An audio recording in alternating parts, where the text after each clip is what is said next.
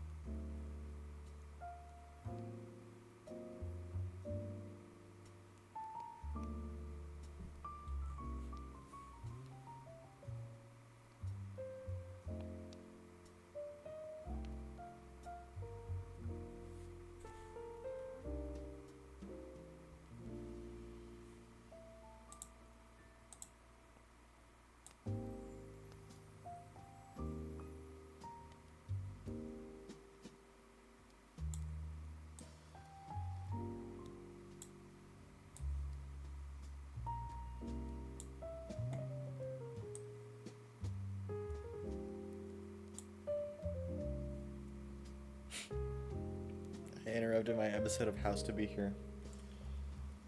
Thank you. That means a lot to me, Sir Palm Tree. You can just leave the stream open and go watch some more House. I need the viewers. No, I'm just kidding. I'm gonna be studying tonight for like 4 hours. So feel free to come back or just go to bed. It's up to you.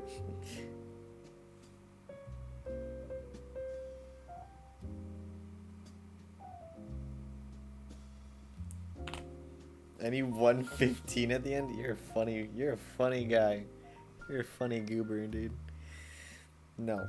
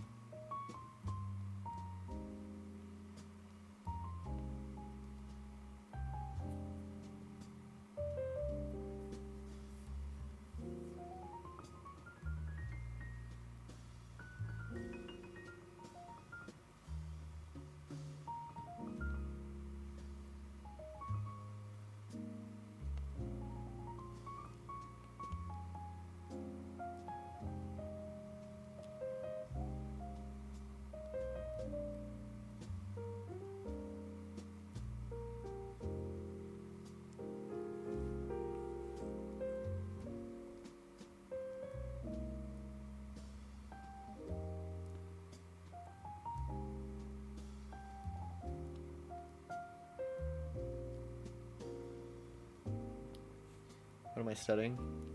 I'm reading a book on ethics right now. It's 60 pages. I really don't have to read it because I could just summarize it and I'd probably get the same amount of points.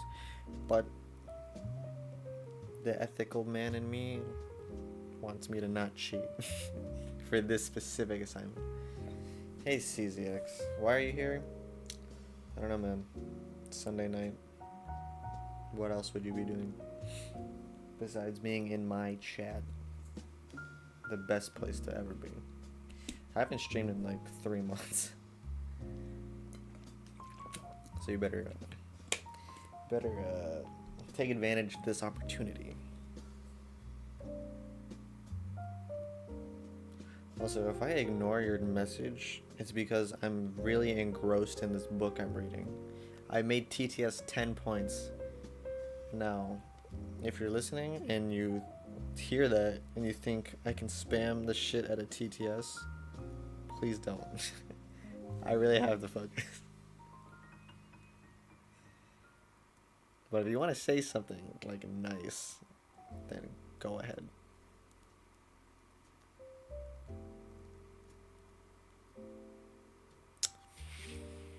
Okay, I guess it doesn't work. 77,777, just kidding.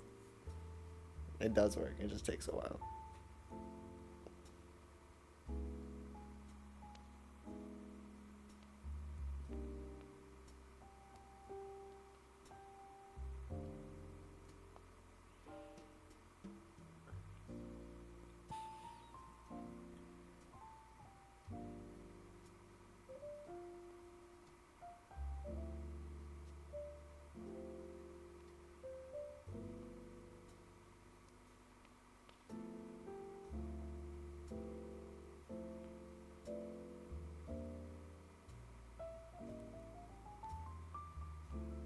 What if I read this book out loud?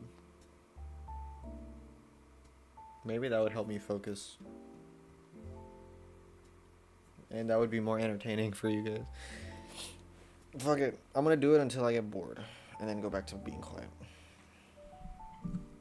Let me finish this paragraph. Branson audiobook.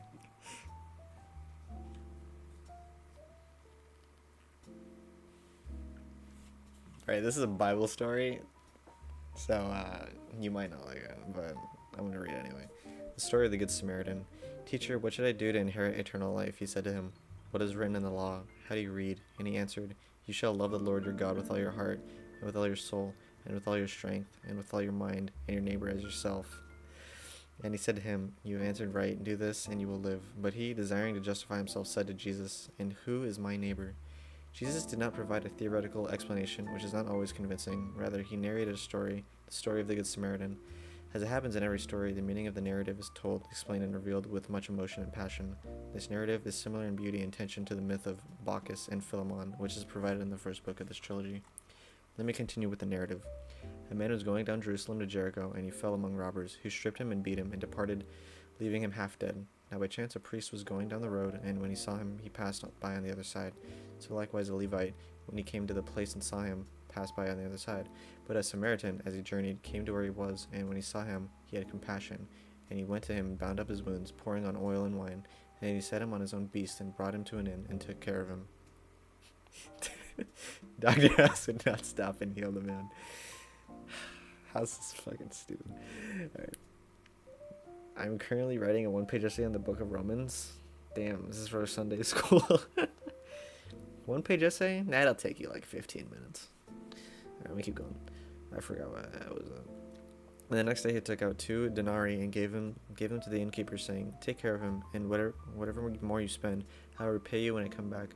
"Which of these 3 do you think proved neighbor to the man who fell among robbers?" he said. "The one who showed mercy on him." And Jesus said to him, "Go and do likewise." Now let me explain this narrative. What attitude should we assume when faced by someone who has been robbed, beaten up, and left for dead? So many holy viewers in stream today. Yeah, this is a Christian stream now. I'm glad we all agree with that. Co-living, approaching, seeing, having pity, and taking care. The first attitude we can identify in the parable is a totally uncaring attitude. The priest and the Levite see the other in need, but are not concerned. They pass by completely untouched. The priest descends from the sacerdotal family of Zadok. He belongs to the higher sacerdotal caste. He presides over worship and is versed in the doctrines, which he teaches others. He knows well within the Jewish tradition, and particularly the tradition derived from the prophets, true worship of God. The worship that most pleases God is to help the poor, the widow, the orphan, the needy, and not the offering of bulls and lambs, incense and prayers. But all this wisdom did not help him. He did not help the needy on the road. Perhaps he has some sort of excuse. He must take part in an important feast at the temple, and he cannot be late. The Levi of the ancient sacerdotal family Levi belongs to the lower sacerdotal caste. He helps at the temple, he looks after furnishings and utensils, he keeps holy places clean, and he helps in the sacrifices of bulls, lambs, and birds. He also saw the man stripped, beaten, half dead, but he was not touched. Certainly, he must also have had some sort of excuse. There are many tasks at the temple that must be done. The altar must be prepared, and the floors must be cleaned of the blood of the sacrificial animals. Perhaps he was also running late. He must not lose time, thus he leaves the needy unattended on the road. Both of the members of the chosen people of sacerdotal lineage did not approach the other because they did not go close to the needy and denied the needy the minimum of co-living. The second attitude is of someone who sees, is touched, and changes his or her plans. This attitude shows hospitality and care. This is the attitude of the Samaritan, a mixed-race Jew who is considered a heretic and with whom one should not have contact. Therefore, the virtue is demonstrated by he from whom, according to the understanding of the time, one could not accept anything good, for the Samaritan is outside the divine law. What does the Samaritan do? The narrative is very detailed. He is traveling. When he sees the stripped and beaten, half-dead man, he puts his travels on hold. He does not make any excuse. He does not say he is running late. He does not say that he risks being robbed by thieves. He puts obvious and prudential concerns aside and focuses solely on the other. He overcomes all distances, for he went to him. He forgets all about himself and about his words when he saw the other. He does not see the other in a cold manner. As a journalist who, due to his or her profession, must be objective with his camera so that he must relate truthfully what he or she saw. The Samaritan sees with the eyes of the heart, for he fills himself with compassion. They had racism back then? No, dude. Racism was invented in America. Surely everyone was loving to each other. Surely we've grown past that. Compassion, according to the Buddhist tradition, a tradition which lives and explains this attitude so well, implies 2 moments. The first moment is a moment of stripping and of detachment. Stripping and detachment involves forgetting oneself and forgetting one's interests so that one can concentrate solely on the other. It is important to see the other as the other and not as an extension of oneself or one's eye sphere. The second moment is a moment of care. Care is expressed through departing from oneself in the direction of the other, and this gesture is translated as solidarity in the service of and in welcoming the other. Compassion means to assume the same passion of the other. That is to say, to suffer with whoever suffers. but is also meant to be joyful with whoever is joyful. It is important to make communion, to walk together, to live together, to mutually offer one's shoulder and one's hands. There was an ethics portion in my philosophy class and I hated it. I guess you just aren't a moral person then. GG. Should have been a Kantian. The text emphasizes that the Samaritan went to him to the most different, because he was stripped, beaten, and half dead. The Samaritan did not ask, as Jesus' interlocutor did, and who is my neighbor? My neighbor is not a given and definite reality, such as, for instance, a relative, an inhabitant of my own town, or someone of my own religion, or a professional colleague. My neighbor is anyone whom I approach. Thus, this invalidates any good reason for thinking to oneself and wondering, there are so many important things to do, just as many that require my attention, I have no time to waste, or there are risks in helping. Whoever still thinks like this has not comprehended the creative force of love and compassion and is not capable of overcoming prejudices, personal interests, and fears. Within the scenario, the other continued to be the other, alone and helpless, enduring his or her pains, fallen at the side of the road. I am a Kantian, but only the hypothetical imperative, not the categorical. So you're not a Kantian. Guys, I'm a utilitarian, but I believe that we should only do what's the most bad. Hey, Manly. What's happening? I'm studying, and by studying, I mean I have to read this book. And because I'm bored, I'm reading it out loud, so chat can read along with me. It's about ethics. Also, I'm glad you're alive. Shit is going down. I'm glad you're safe. Well, the only reason I stream is to make sure you're okay. Alright, I want to keep going. However, the Samaritan went to him. It was up to him, to the Samaritan, to make the other into his neighbor. My neighbor is whomever I approach. I define myself through the inclusion of the other and by giving priority to the other. The other represents a challenge to me. The other yells a screeching noise. The other puts his hand forward, screeching for help. When I bend forward towards the other, that is when I see the emergence of my neighbor. As we know, one's attitude when faced by the other gives rise to ethics. The Samaritan acted ethically, and for this reason, he became known as the Good Samaritan. Iran got nothing on me, dude. Manly 1v like 30,000. Wait, how big is Iran? How big is I don't know who is your enemy. There's a lot of stuff going on that side of the world. I don't know. 88 million. Oh, that's a lot of people. Yeah, I don't know my geography. I'm not gonna lie. The Samaritan concretely lives the proximity of the other, for he bounds up his wounds. Moreover, if we update the parable into modern speech, the Samaritan placed him in his car and took him to his closest hospital. In short, the Samaritan took good care of him.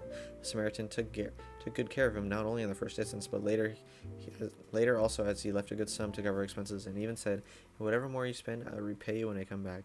He was consonant with the utmost form of co-living and with unconditional hospitality to the very end.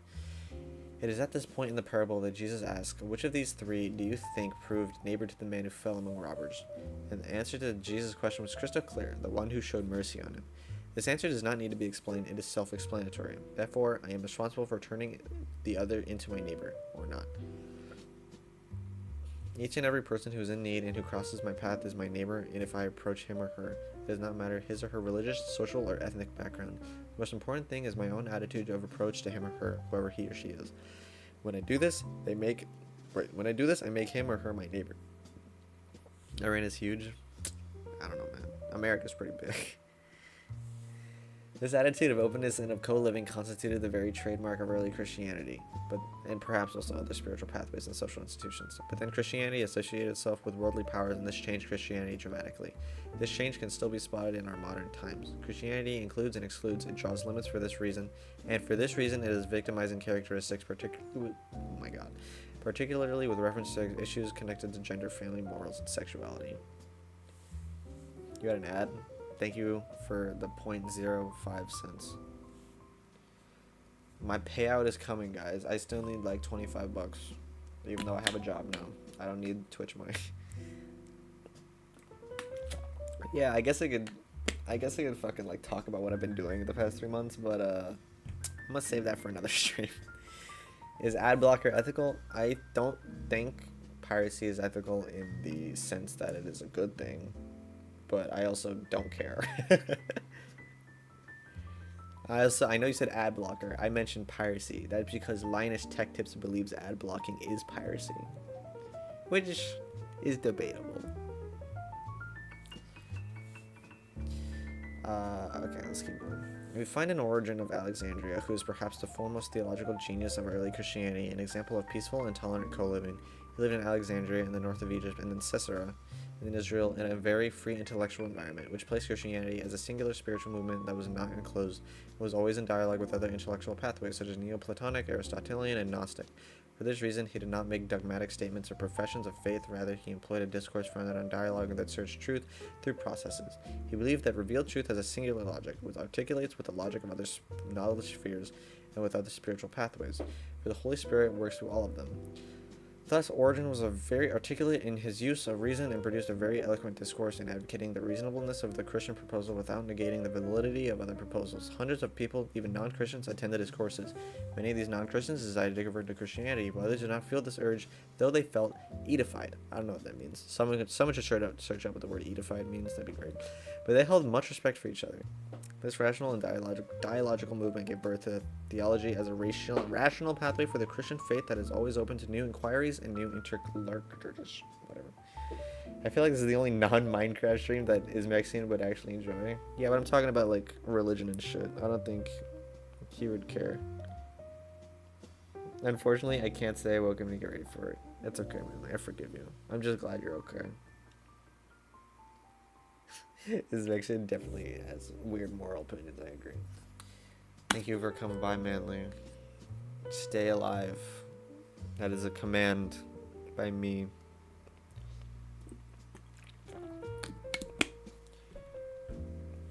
Have fun at work. Okay, I'm on page 131 of 186. We got 55 more pages of this, guys. Bye-bye. See you next time. I might stop like halfway and just like ChatGPT the book. I really don't want to read all of this. Like if it's like 11:30 and I'm still reading this, I might just stop. Okay, let's keep on. In the 4th century and within the context of the Roman Empire, however, orthodoxy condemns Origen's approach for considering it dangerous and even heretical. This orthodoxy sought and constructed the unity and security of Christianity through creating dogmatic formulations that must be imposed and believed by all, that challenges the doctrines of other religions and of other spiritual pathways. As this is not always easy and viable, religious power made use of the political and imperial power of the time to reach its objectives.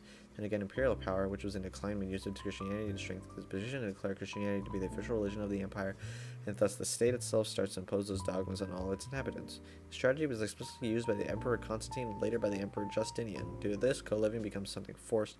The famous compel and trier, that is to say, forced to enter. This is in opposition to the very nature of co-living, so it is based on the respect for alterity and on the search for points in common. What is co-living? Now that I have provided this lengthy introduction source on a narrative about the reality of co-living, I can progress and put together the concept of co-living. This will be a theoretical effort aiming at providing the foundations for the practice of co-living. Imposed dogmas, kind of like an ethics class proposes. I don't really know what that means. What is a dogma?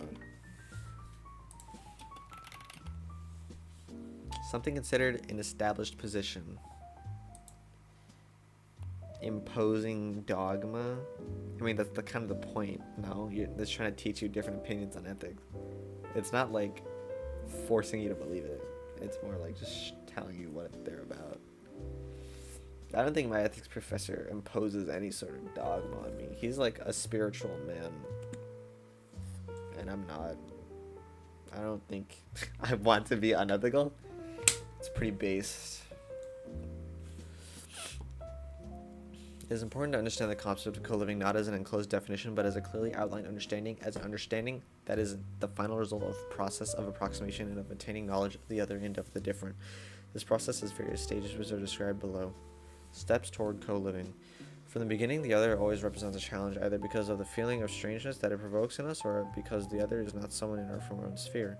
As such, the other always represents a challenge that must be comprehended and deciphered. Some questions arise when we first meet each other. Where does the other come from? Where does the other want here? What does the other want here? How long is the other staying? What are we to do with each other?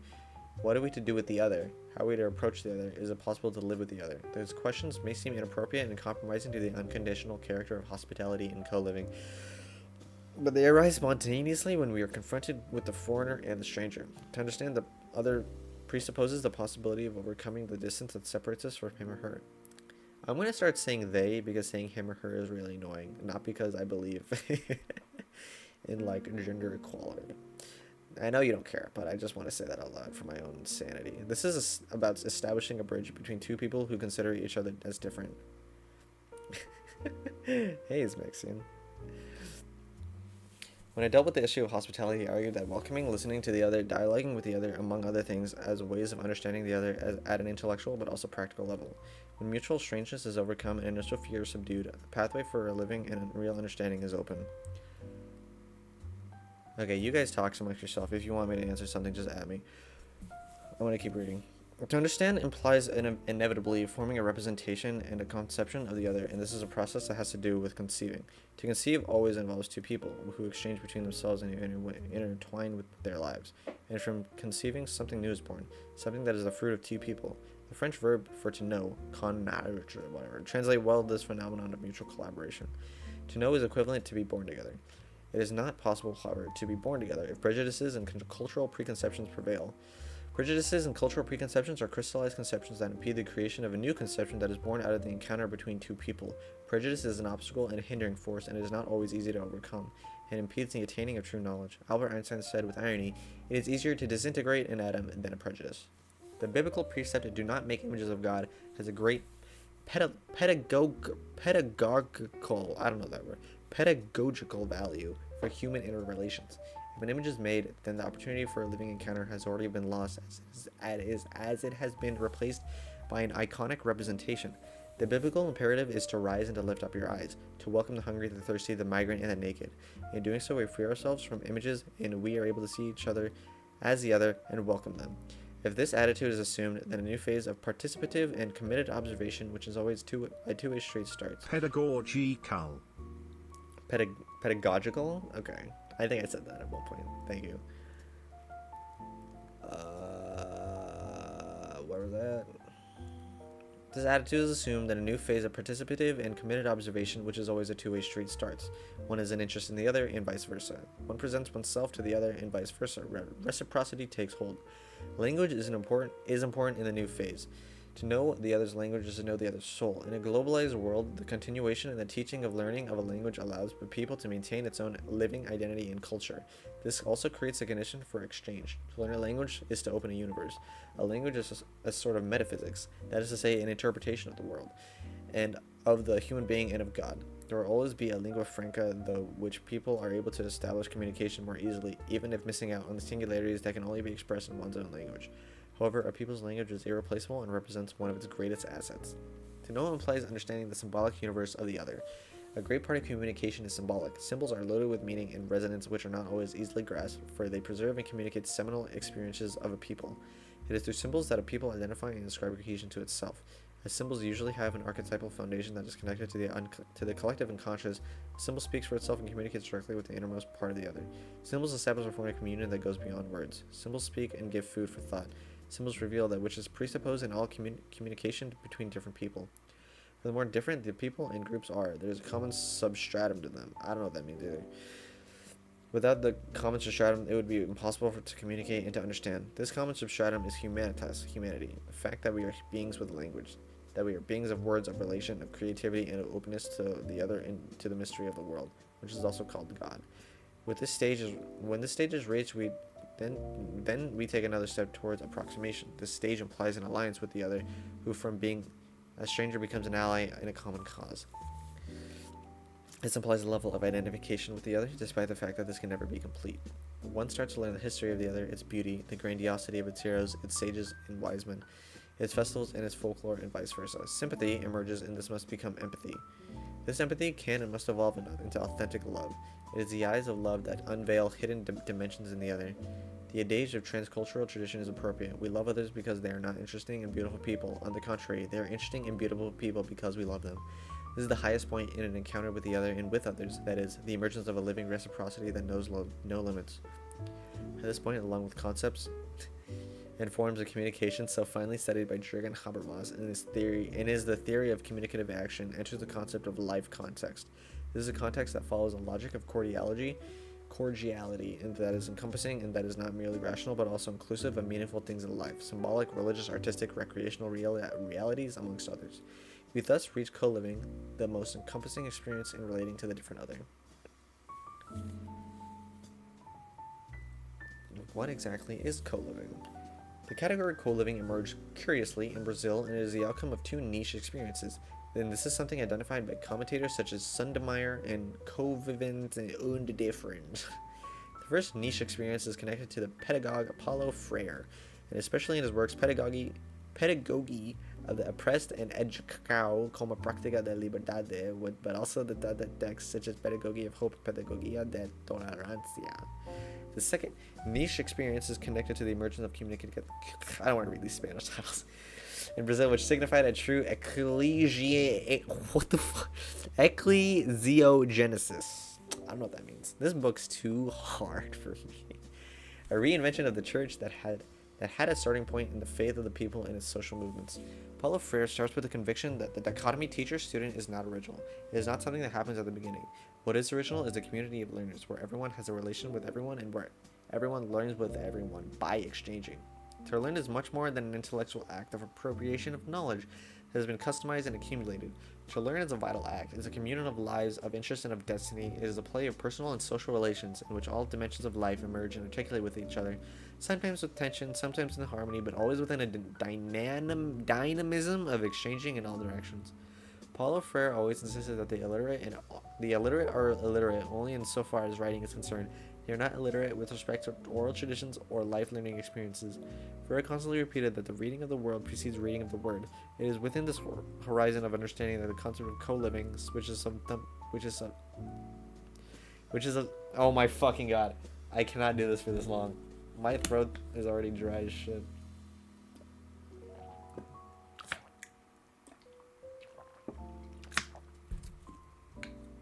Oh my god. Which is something life-creating emerged. As the philology of the word co-living clearly suggests, this concept is about living life always with the other and never without the other. To live does not here mean something psychological, a movement of the psyche or of human subjectivity. To live involves psychological features, but it goes beyond these, for living encompasses all dimensions of the human being. Thus, to live is seated in co-living and in coexisting. Co-living and coexisting are ways of being. They are encompassing and inclusive. To live is an outcome of life taken in all its complexities, of life shared with others, of coexisting with others, and of sharing dynamically in others' lives, of sharing others' way of being, of sharing others' struggles, quests, defeats, and victories. It is within this co-living that real learning takes place. Real learning is a collective effort of knowledge, for knowledge as a vision of the world, as values that guide life, as utopia that maintains the future open-ended. Co-living does not erase or nullify differences. On the contrary, co-living is the capacity to welcome differences, of allowing for differences, and at the same time to live with these differences and not to live in spite of these differences. Co-living only emerges when differences are relativized in favor of common points. This allows for the rise of necessary converging points that form the concrete basis for a peaceful co-living, despite the continued existence of some levels of tension due to genuine differences.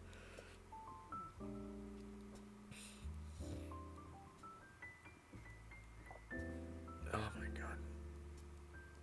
I can't do this. How much have I read so far?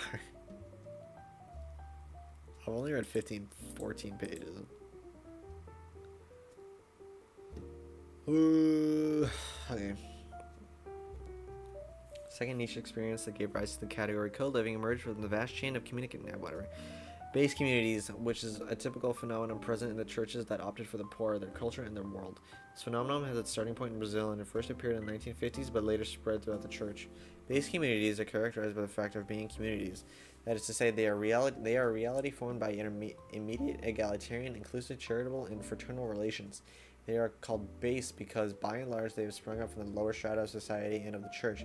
That is, they appeared in popular context, in the context of the poor, of the excluded, of low-paid workers, of the working classes, of sub-employed people. In short, base communities emerge from the meetings of those who are pushed to the margin of the current dominant social process. They are also called base in an ecclesial sense, for they have the starting point in laymen and laywomen, and those who do not hold power in the church, and those who compose the mass of faithful and who are guided and encouraged by clergy. These two niches and with its dual base managed to form communities in which faith and life are lived in common, where life with its problems, happiness, dramas is shared and enlightened by the words of the scriptures. The pages of life meet the pages of the Bible, and from this meeting, new reflections and different prayers emerge, and most importantly, practical decisions that seek to improve the lives of all participants are made. It is the co-living of everyone with everyone that brings life and dynamics to the base community. As social and religious commentators identified, base communities can represent true ecclesiogenesis, that is to say, the genesis of a new way of being church, a new way of being that is more horizontal, fraternal, participative, egalitarian, inserted in popular culture, and libertarian. The traditional roles of the bishop, priest, religious men and women, and even of the theologians are not suppressed. Much to the contrary, they are required. But when these are inserted into the base community, they assume new functions. They participate in the community's journey and live with the community. They assume an encouraging role. They become allies in the construction of a new model of the church that is less pyramidal and more communitarian, a new model which the word flows within the group, where celebrations are shared and where decisions are made collectively. As one may gather, co-living springs up spontaneously within this new way of living the Christian faith in the web of base communities that are supported by thousands of small Bible study groups and prayer and action groups. There are three pillars supporting co-living: participation, communion, and celebration.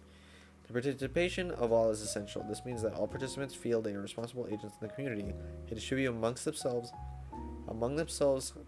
tasks that range from sharing the word, celebration, religious services, to conducting concrete works within the community.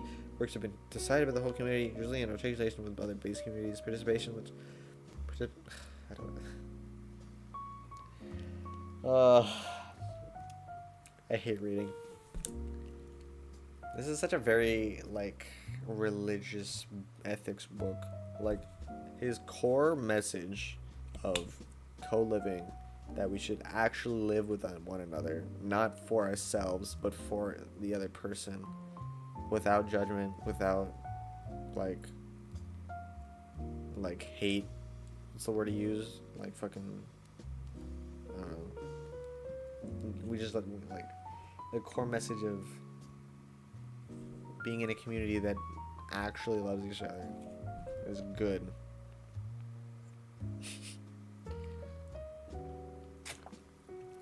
Prior to the 19th century, ethics were almost entirely religious.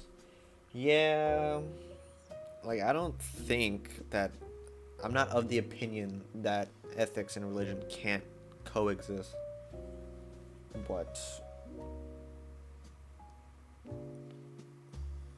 I don't know. It don't matter. Where is it? Participation always implies mutual help in the various dimensions of life, which is generally marked by all kinds of needs. Partnerships are established between members and between groups, such as groups associated with human rights, health, education, women, ecology, landless people, homeless people, and unions. Once again, participation forces us to see convergent points and to put aside differences, be this religious, ideological, and class differences, among others. Co-living is deepened by communion of minds and of hearts. That is to say, co-living is not merely the result of converging points sought by groups that coexist and that pragmatically strive for common objectives. Something more profound may happen. People become involved, connections are established, people grow to be friends, and love emerges.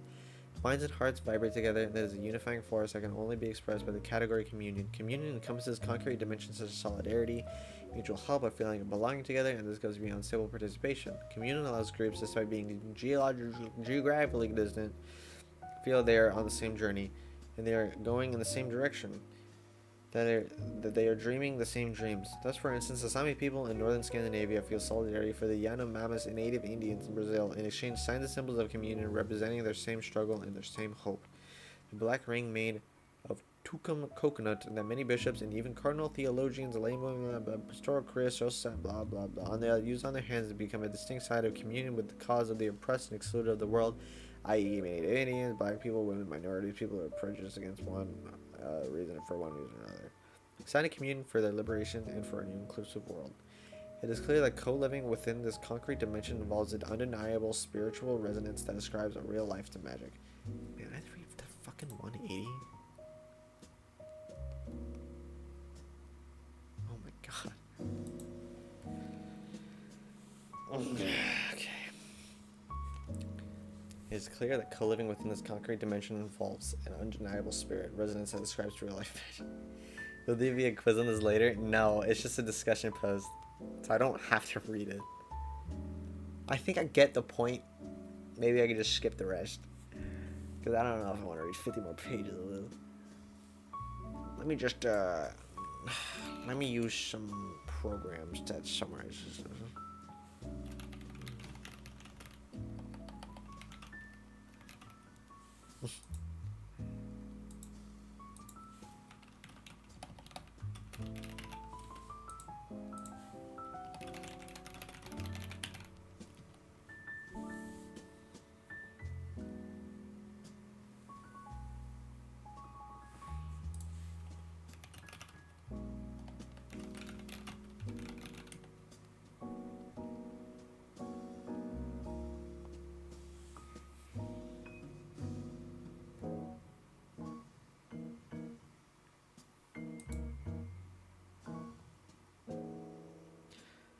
I don't have it in me to read the rest of this out loud.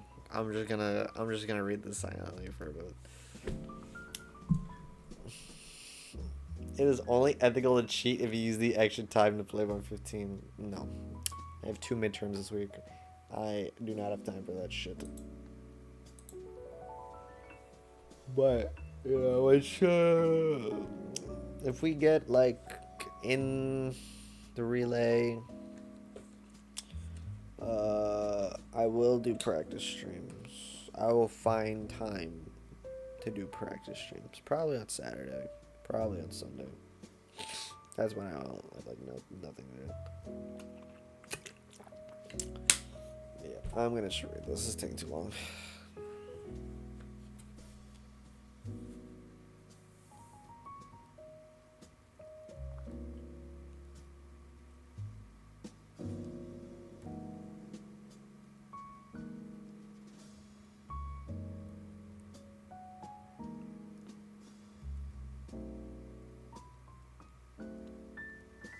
Hey, Robble.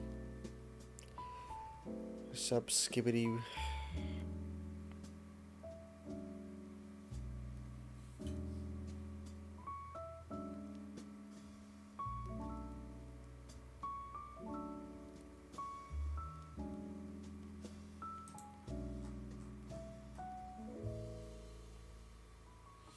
What are we studying? Ethics. Ethics and morality. I'm just reading right now, so not really studying.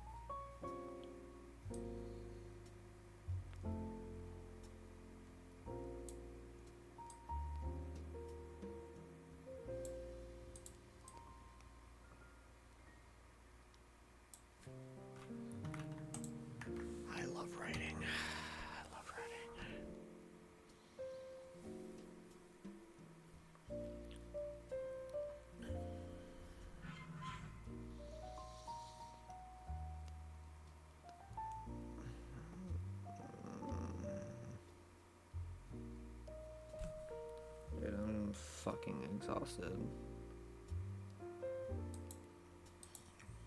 Like, I don't wanna complain because no one likes hearing anyone complain. But like, I'm so tired.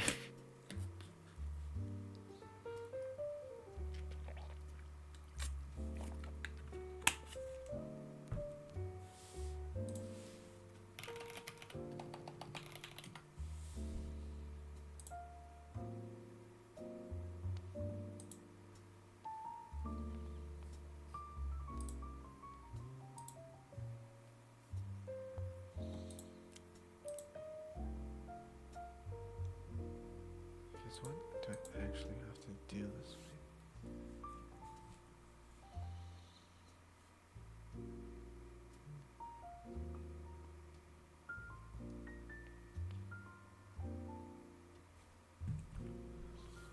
Tomorrow I could do I have to do accounting. I should do accounting.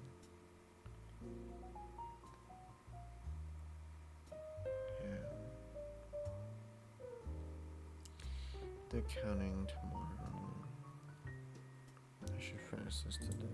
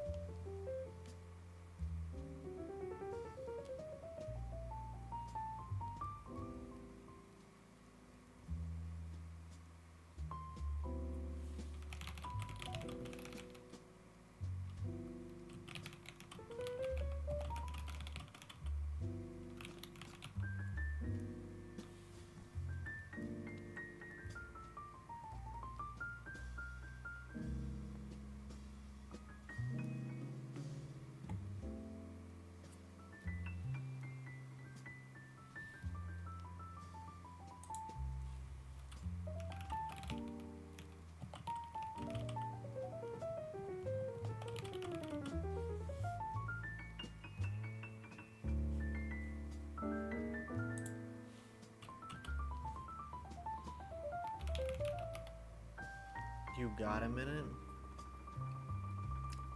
You're trying to sell me shit? No. I don't have a minute.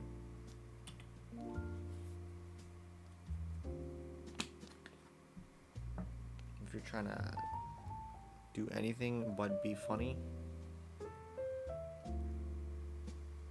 no. You want someone to listen? You went into a study stream and you want someone to listen to you? I mean, shit, bro, I'll try, but I would keep your expectations a little low.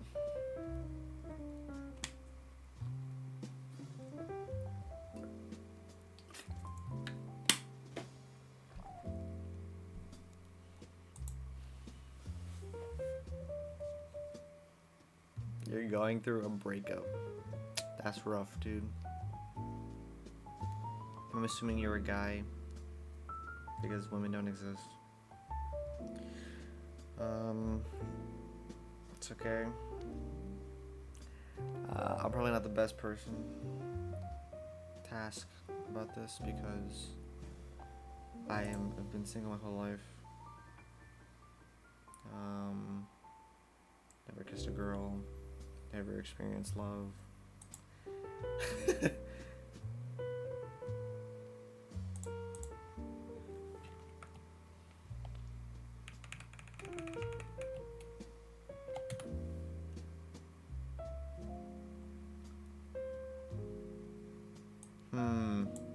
Your description says I've gotten banned from 360 channels.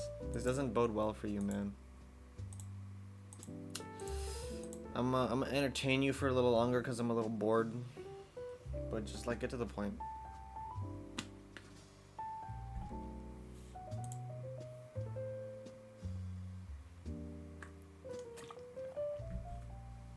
No, I'm actually being genuine.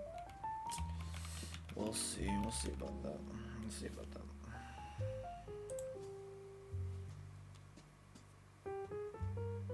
Like, I'm not a fucking idiot. Just keep going, just keep going. I want to see what you'll say. Hurry up.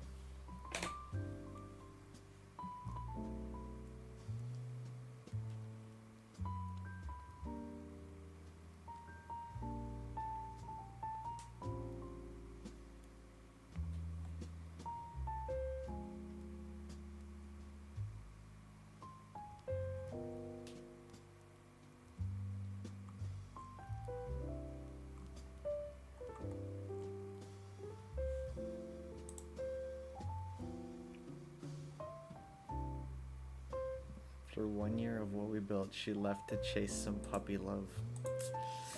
Nice women, am I right, fellas?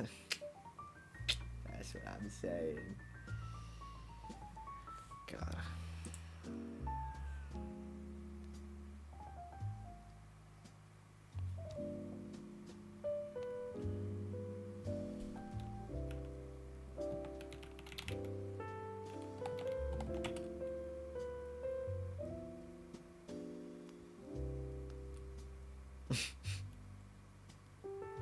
Okay.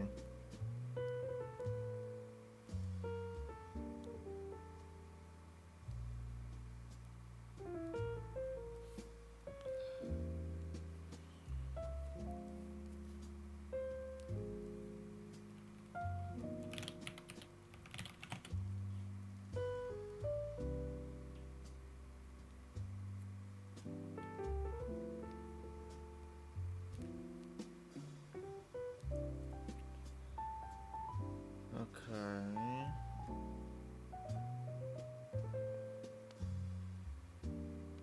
I'm very interested.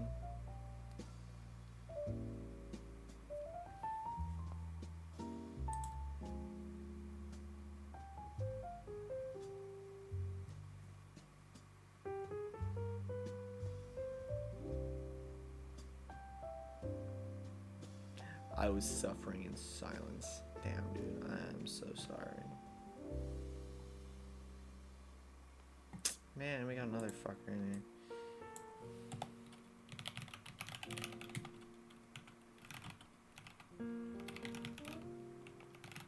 Listen to this. Oh my god. Pause, champ.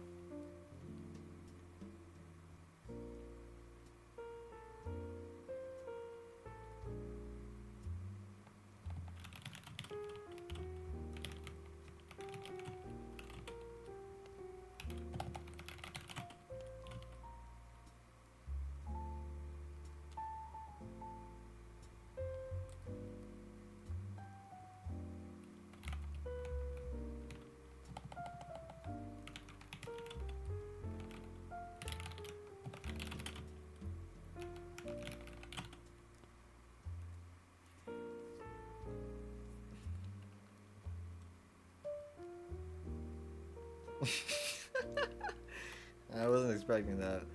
While in the relationship, she got diagnosed with an STD, and guess who was there to give her a big hug and tell her everything was going to be alright? Let me guess, it was you. A knight in shining armor.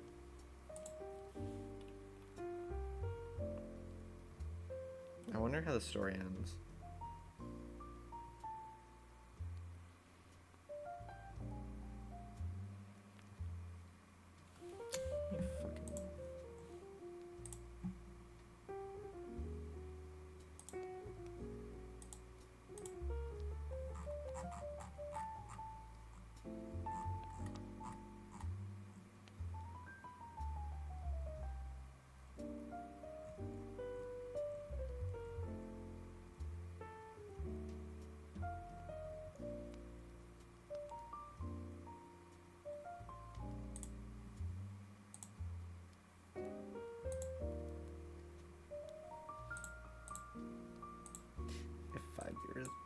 It's funny.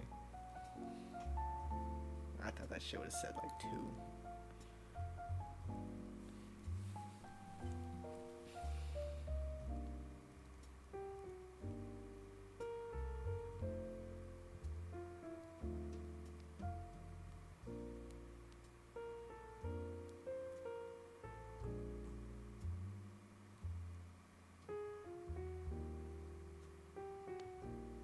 She had a warrant for her arrest, and guess who got off work early again? Okay, I'm assuming you bailed her out. In this story.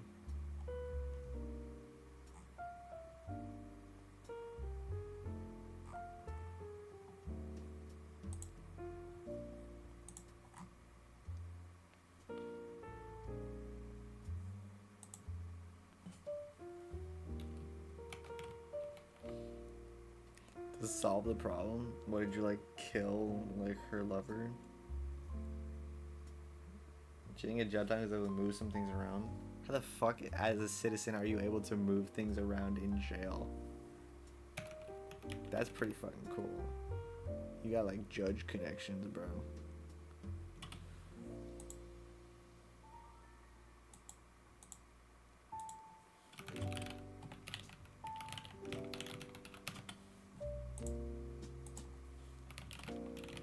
No, I'm glad you're here. You're actually making the stream much more entertaining. I hope this story goes on for like another 20 minutes.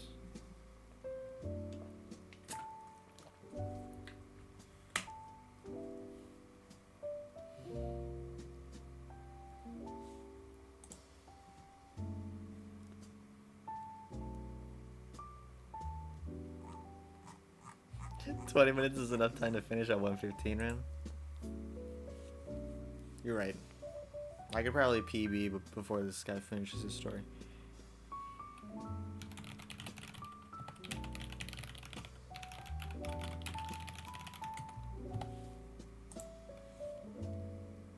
Wait, I never finished my Anki. I get so fucking distracted. I guess I could do it on stream, but I only have like 30 minutes. Yarui. Cold. Fuck. 2 months after getting into the relationship, you're just telling me this is getting married. Okay. I'm gonna put the studying on hold because I gotta do my Japanese vocabulary flashcards. Hontoni. Really. Nice. Kaku. To write. Dude, I'm so fucking good, dude. Look at this shit. This isn't This isn't fake. This is you can barely see it. It was a real Japanese kanji. Just to fix that guy paper. What does that mean? Toru, to take. Oh, let's go. Shiru, to know. Citizenship. Okay. Interesting. Hareru, clear weather. Fuck. It's a verb. It's to clear up. Kimaru, to be decided.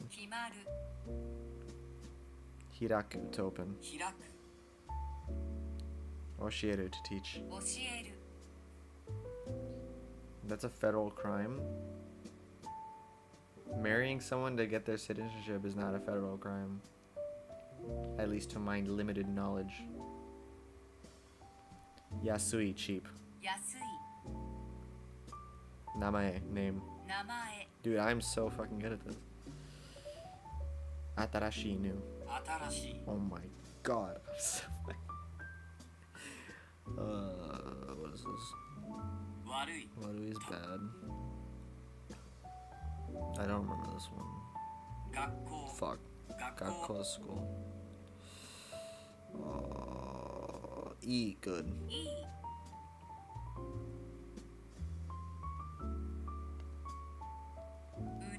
Urus, to sell.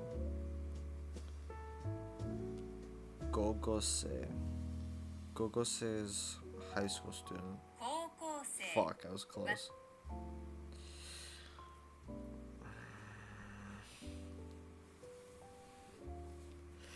Shit, I don't know this one. Benkyo is study. I don't know this. Okuru is to send. Hiroi? I know it's not Hiroi. This one means wide. I don't remember how you say it though. It is Hiroi. Fuck, I should have trusted myself. Motsu, I think. It is. I forgot what it meant though. It means have. Ko means like these. Oh, what the fuck is this?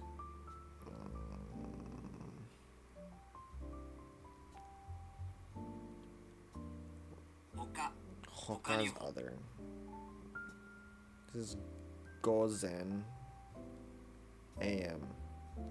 Fuck. That's the other one. I was stupid. This is Matsu. I don't remember what it means though. It means was. Oh yeah, fuck, I'm stupid. Ki chi. Something ki, something chi. Kimochi. Feeling. Let's go. Yarui, no. Warui, no. Fuck.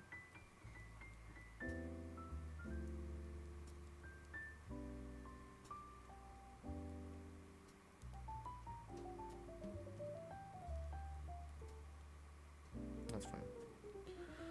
What is this? This is cold. Fuck, it's samui. Hareru means to clear up.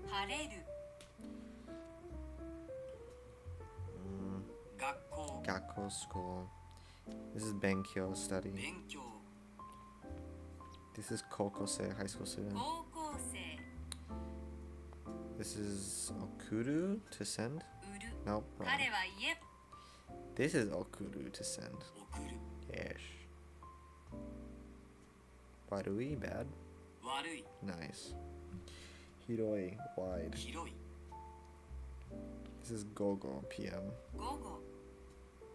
This is Motsu. It is. It does mean to have. Fuck. Uru is to sell.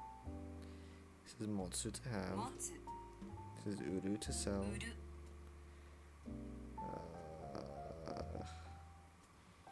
Dude, why did he stop his story? Why is he gonna come in here and not finish his fucking story? I'm so blue balled. Hoka's other, god damn it. This is Matsu, to wait. This is Hoka, other. fuck is this? 学校 Kako school. Warui. Cold. 寒い Fuck. この部屋は Gakko school. 学校 Samui is cold. 寒い Okay. Good to know.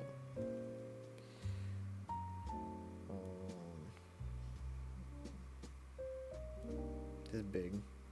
Nice. This is right. This is stone? What the fuck? Okay. Step shit. This is eye. This is corpse. Okay. This is roof. This is me. This is ball, jade, or king. That's it's really random. Okay. This shell. Sickness. Okay. This is mouth. Circle. Now it's field. God damn it. Altar. Okay, that's easy.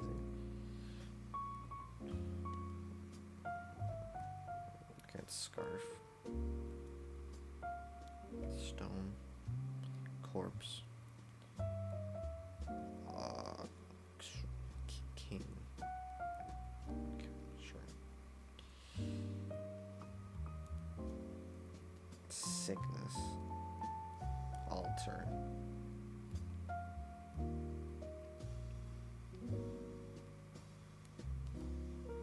Stone.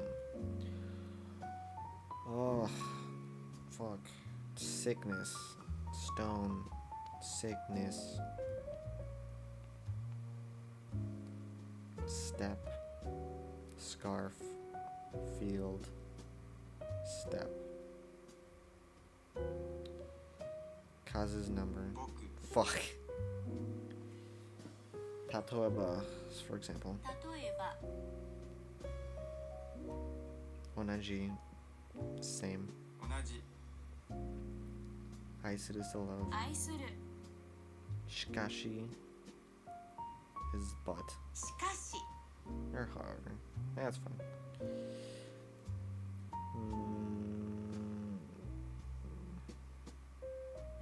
This is imposter. I don't know what the fuck he said. Nisemono. It's imposter. 偽物 Nice. Shiku. Moshikuwa. Or. もしくは Okay. This is Boku. 僕 Alright. Okay, I'm done my fucking flashcard.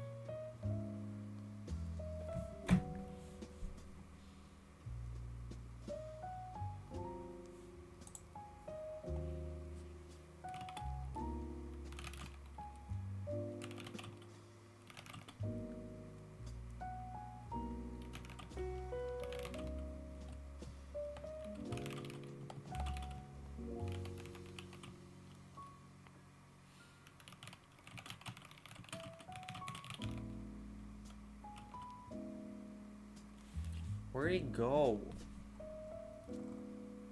Did he get bored? That actually makes me sad. Can he come back? I miss him. I miss the troll. He never even finished his stupid fucking story. I'll never know.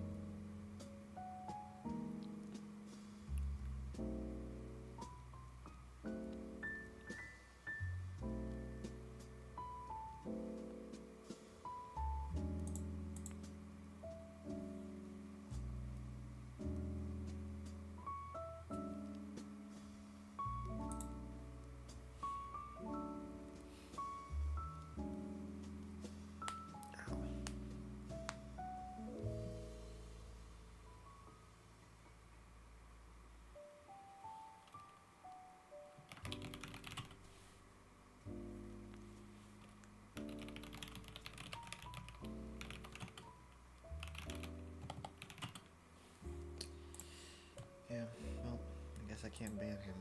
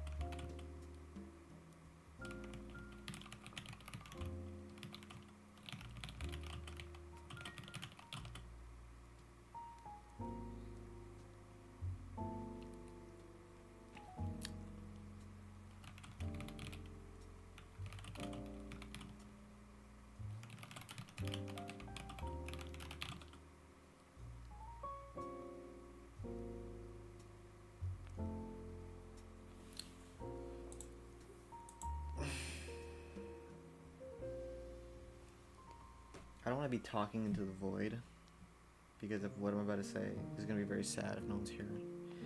So if you are here, and you intend to stay here for the next 7 minutes, I would like to know.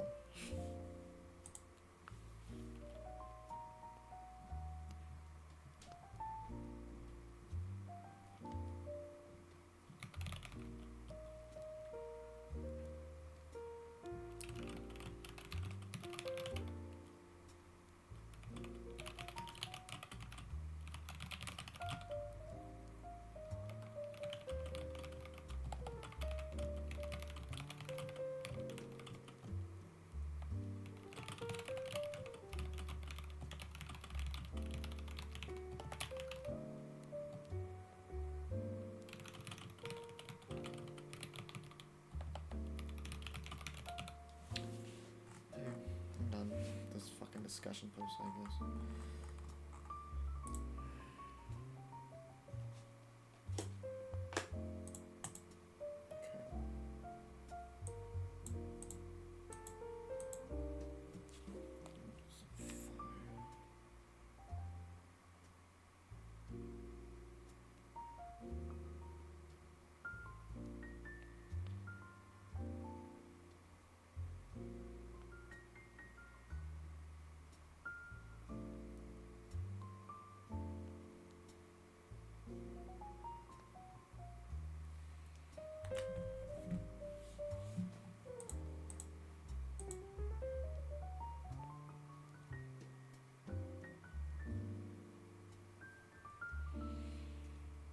Okay, so the server I don't know.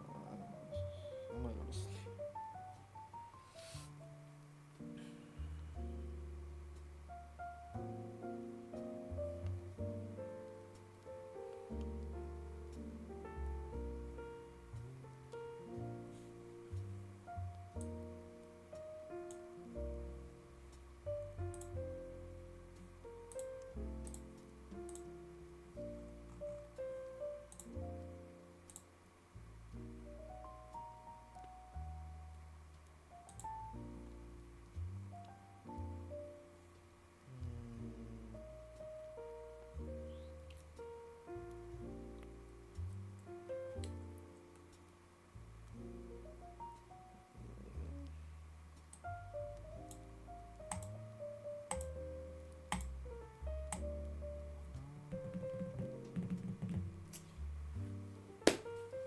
Okay, I'm done studying for the night.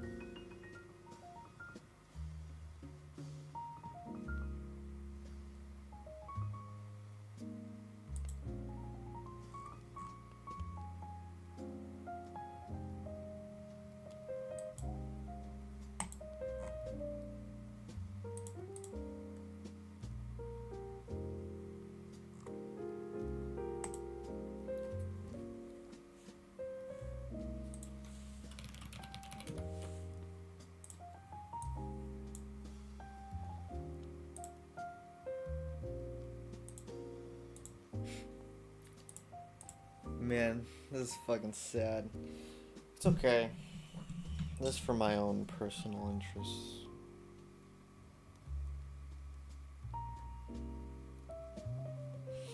I'm tired. But I do this every year. I gotta keep the tradition going.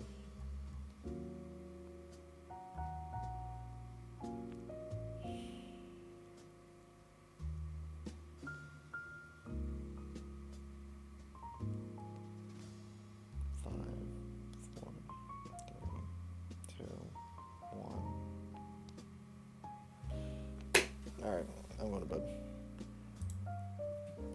Goodbye.